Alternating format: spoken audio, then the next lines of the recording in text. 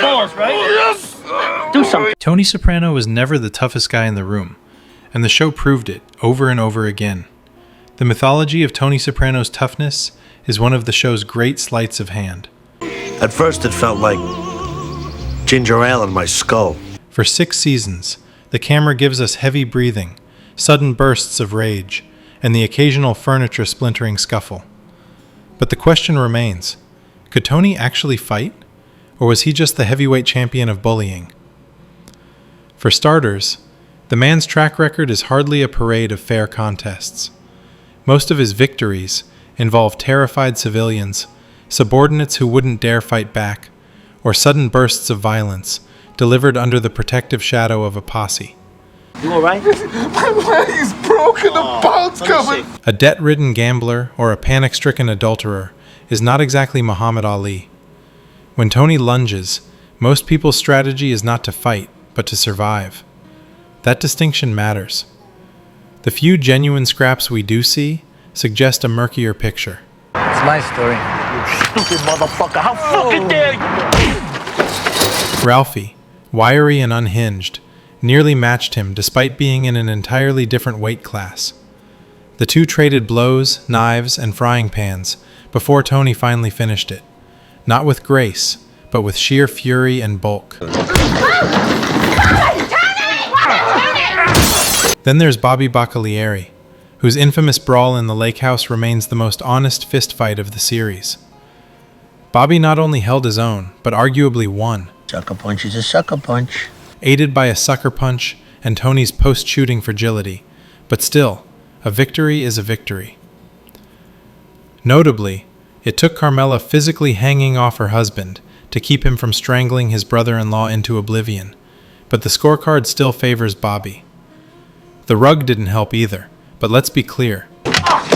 Make me fucking embarrass you. When excuses include the carpet betrayed him, one is scraping the bottom of the barrel. And yet, dismissing Tony as an incompetent fighter misses the point.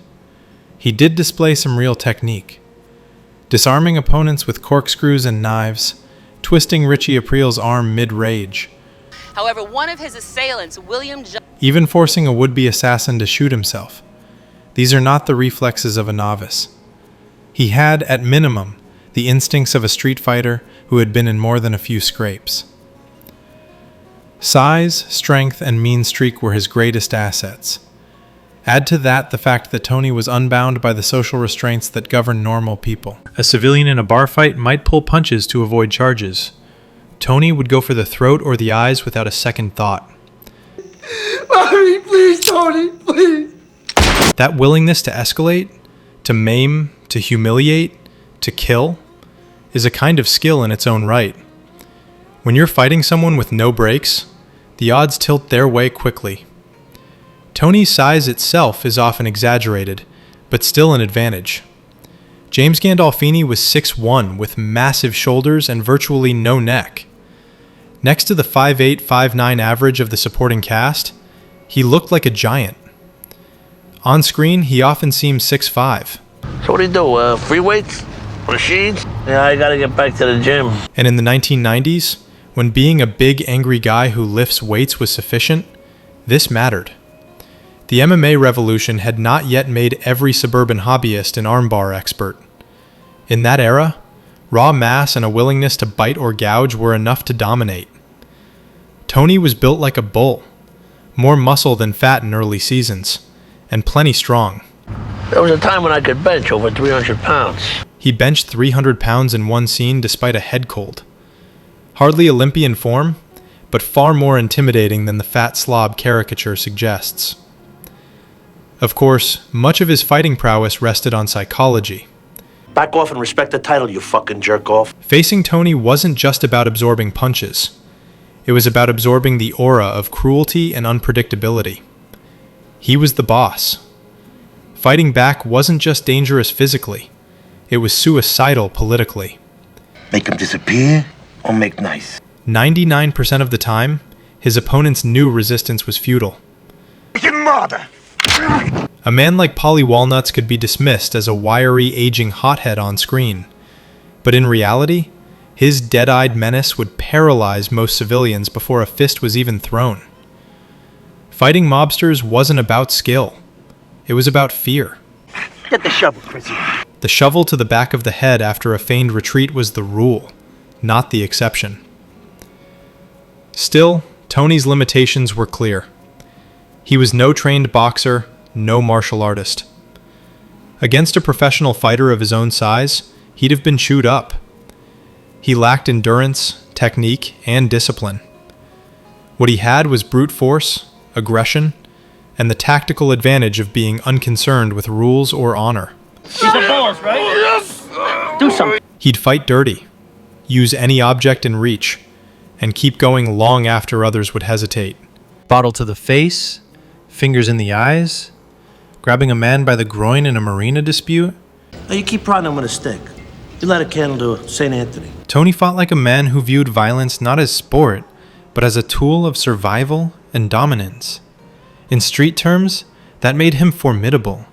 In ring terms, hopeless. The Bobby fight is often invoked to dethrone him, but even that scene proves the larger point. Tony lost not because he lacked toughness, but because he underestimated Bobby's willingness to cross a line. The shock of betrayal, his subordinate striking him unprovoked, cost him dearly. Once Bobby committed, the two were evenly matched, trading blows until fatigue and furniture got the better of them. Call it a Bobby win, call it a draw, but it was hardly the route some claim. The fight was ugly, exhausting, and real, which is exactly the kind of fight Tony excelled in. And let's not forget the psychological weight behind these encounters. Tony could instigate violence with the casual certainty that, if he began to lose, his crew would intervene. Even in one-on-one scraps, that aura provided an invisible shield. Mrs. Soprano, good morning. I'm Perry. His confrontation with a hot-headed driver in Season 6 is a case in point. Tony, still recovering from surgery, picked the fight anyway, partly out of insecurity, partly out of confidence that no real consequences would follow. He landed cheap shots, vomited from the exertion afterward, but still sent the message he intended. The boss is not to be trifled with. Tony and Silvio, all they understand is appearance. The point wasn't victory. It was theater. So could Tony fight? Yes, in the way a bull in a china shop fights. Come here, you fat fuck. Don't you ever pull shit like this again. He was vicious, massive, aggressive, unbound by rules, and willing to inflict disproportionate harm for minor slights. That's what tough means in his world. He could not outbox a trained opponent or go 5 rounds in a ring. But in a parking lot, with rage on his side and no fear of consequences, he would annihilate most men. That's why he beat Coco Cogliano senseless. Fucking Carlo! Why Ralph eventually went down. Why even muscle-bound toughs hesitated to challenge him. Tony's power was not in flawless technique. It was in the combination of size, rage, and utter ruthlessness. It was probably some guy with a broken arm. The irony is that toughness in The Sopranos is never just about fists. It's about intimidation, reputation, and the willingness to escalate. Tony could smash Ralph's head, but Ralph could have him poisoned at dinner.